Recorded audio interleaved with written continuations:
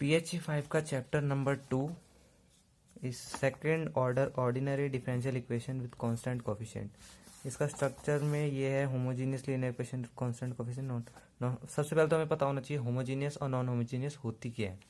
Homogeneous उन equations को बोलते हैं जिनके इक्वल टू में जीरो हो, और नॉन होमोजीनियस उन इक्वेशंस को बोलते हैं जिनके इक्वल टू में जीरो ना हो।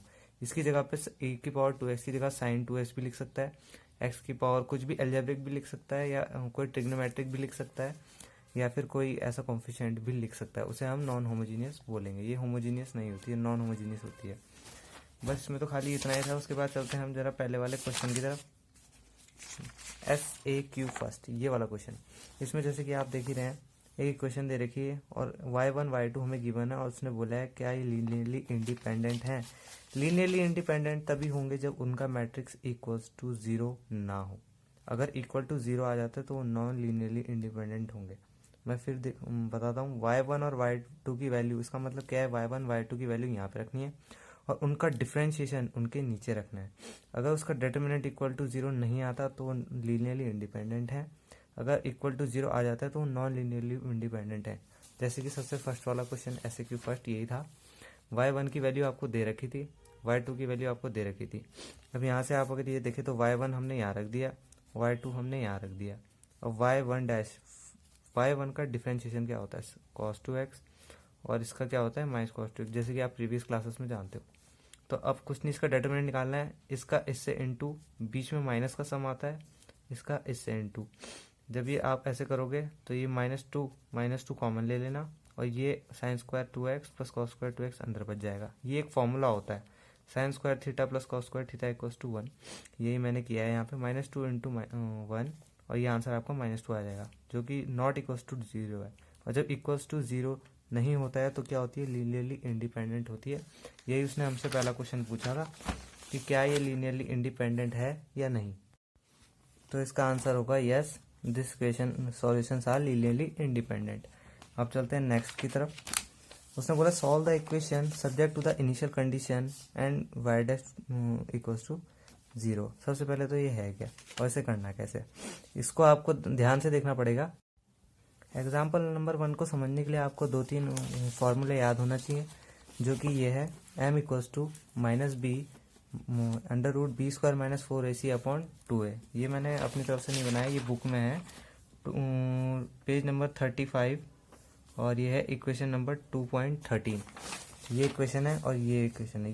ये दोनों फॉर्मूले आपको बुक में मिल जाएंगे, ये वाला और एक ये वाला। इसका पेज नंबर है 35, 2.14 सी इक्वेशन का नाम है। अब एग्जाम्पल 1 देखते हैं। तो सबसे पहले हमें इसको इस फॉर्म में चेंज करना होगा, m की फॉर्म में। सबसे पहली बात, y की जगह m से रिप्लेस कर देंगे, और जो डबल डैश है उसे लिख देंगे हम कितनी बार डिफ्रेंशिएशन हुआ है। जैसे y की जगह यहाँ पर m हो गया, ये कितनी बार डिफ्रेंशिएशन हुआ है, 2 बार, तो हमने यहाँ 2 बार लिखा। यहाँ पे y की जगह m लिख दिया, कितनी बार डिफ्रेंशिएशन हुआ है, 1, या फिर आप m की पावर 1 को 1 भी लिख सकते हो। m की पावर 1 को आप सीधा m भी लिख सकते हो, कोई दिक्कत नहीं। अब यहाँ पे y की जगह m है। अब यहाँ डिफ्रेंशिएशन कितनी बार हुआ है, एक भी बार नहीं, तो इसकी पावर 0। जिसकी पावर 0 होती है उसको हम 1 लिखते हैं, चाहे 2 हो, 3 हो, 4 हो, उसको हम 1 लिखते हैं। तो ऐसे ही आ जाएगा m square plus 3m plus 2 equals to 0। अब हमें करना क्या है, m1 और m2 की वैल्यू निकालनी है। वो कहाँ से निकलेगी, यहाँ से। इसको आप ऐसे भी लिख सकते थे, m1 एक इक्वेशन या तो माइनस ले लीजिए या तो प्लस, दूसरी हो जाएगी m2 या तो माइनस ले लिया या तो प्लस, दोनों अलग अलग साइन के लेने होते हैं। तो ऐसे करके आपकी वैल्यू निकल जाएगी, m की वैल्यू -1 आएगी और m2 की वैल्यू -2 आएगी। ये जो वैल्यू है आपको सीधा यहाँ पर रखनी है इस वाली इक्वेशन में, क्योंकि यहाँ पे m1 m2 दे रखा है। इनकी जगह पे ये रखेंगे तो आपके पास ये वाली इक्वेशन आएगी। ये इक्वेशन आपकी yx की इक्वेशन है, ये इक्वेशन ये है। इस पे हमने खाली कुछ नहीं किया, m1 m2 की वैल्यू रखी, ये आ गया। अब क्वेश्चन में हमें गिवन था कि ये आपकी जो इक्वेशन है yx की इक्वेशन है। अब क्वेश्चन में आपको ये चीज गिवन था, इसका मतलब यही है x की जगह पे 0 रखो और पूरी इक्वेशन को 1 के इक्वल रखो। तो हमने वही किया, एक इक्वेशन आई c1 plus c2 equals to 1। दूसरा उसने गिवन ये दिया था y डैश 0 इक्वल्स टू 2। एक बार डिफरेंशिएशन करना है, उसके बाद x की जगह पे 0 रखना है, उसके बाद उस पूरी इक्वेशन को इक्वल टू 2 रख देना है। तो वही क्या है, ये डिफरेंशिएशन करके हमारी ये वाली इक्वेशन आई, फिर x की जगह पे 0 रखना है और उसको 2 के इक्वल्स टू रख देना है, तो ये आएगा। इसको और इसको सॉल्व करना है, c1 और c2 की वैल्यू आपको मिल जाएगी। इसको सॉल्व करना बहुत आसान है, इक्वेशन की तरह, या तो प्लस कर दो या तो माइनस कर दो। C1 C2 की वैल्यू मिलने के बाद आपको दोबारा इक्वेशन नंबर 3 पे जाना है। M1 M2 की वैल्यू आप रख चुके थे, C1 C2 की वैल्यू रखनी है, आपका डायरेक्ट आंसर यहाँ पे आपको मिल जाएगा। और इसी तरीके से ये क्वेश्चन होगा चाहे कैसे भी आ जाए। इसकी जगह में बहुत क्वेश्चन को बना सकता है, वाई डबल डैश दे सकता है। जो एक क्वेश्चन है जिसमें M1 M2 की वैल्यू निकाली आपने, इसमें A B C क्या होते हैं वो मैं बता देता हूँ। A होता है इसका कोफिशिएंट M स्क्वायर का, B होता है M1 का कोफिशिएंट और C होता है ये कांस्टेंट टर्म। बस इसमें इतना ही है और ज़्यादा कुछ बड़ी बात नहीं है। क्वेश्चन ईजी है काफ़ी, कोई दिक्कत नहीं है। इसी में ही अगर आप आगे चलते रहेंगे तो इसमें एक और SA2 दे रखा है, solve the initial value problem y double dash plus 6y dash plus 9y equals to 0 और y 0 इक्वल्स टू 2 दे रखा है, y डैश 0 इक्वल टू 2। ये इसी की तरह होगा जैसे मैंने पहला वाला क्वेश्चन बताया, इसी की तरह होगा ये। इसमें भी कुछ बड़ी बात नहीं है, बहुत ही आसान है, एक बार ट्राई करना अपने आप आ जाएगा। फिर थोड़ा थोड़ा हम आगे चलते रहेंगे तो इसमें एक और इम्पॉर्टेंट टॉपिक आता है, वो होता है पर्टिकुलर इंटीग्रल। इससे भी क्वेश्चन आता ही आता है।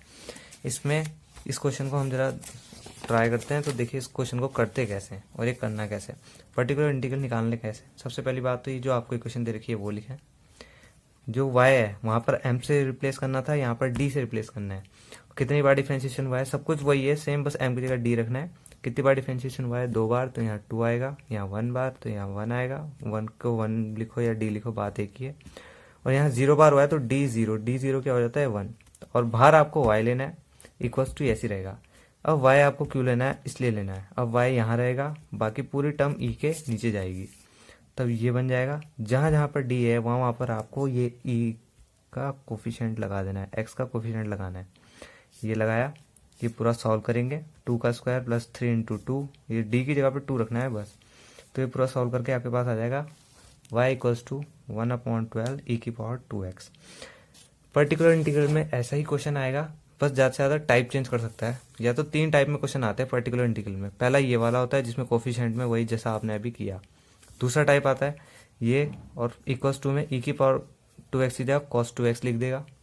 या तो तीसरा क्वेश्चन आता है एल्जेब्रिक वाला। इन 3 से ही बनता है। या तो एक क्वेश्चन और आता है जिसमें इक्वेशन वही होगी, बस ये तीनों ऐड कर देगा वो, cos 2x plus e to the power 2x। ये तीनों चीज़ वो ऐड कर देगा। इस पर भी कोई घबराने वाली बात नहीं है, जो यहाँ किया वही करना है। बस ये है कि इन तीनों अपॉन के नीचे ये पूरी इक्वेशन आएगी, फिर इसके अपॉन में इसके, और फिर इनको सिंगल सिंगल करके सॉल्व करना है। इसको इसकी तरह, इसको अलग तरीके से करना है, इसको अलग तरीके से, और ये वाला जो है ये इसकी तरह सॉल्व होगा जैसे ये हुआ।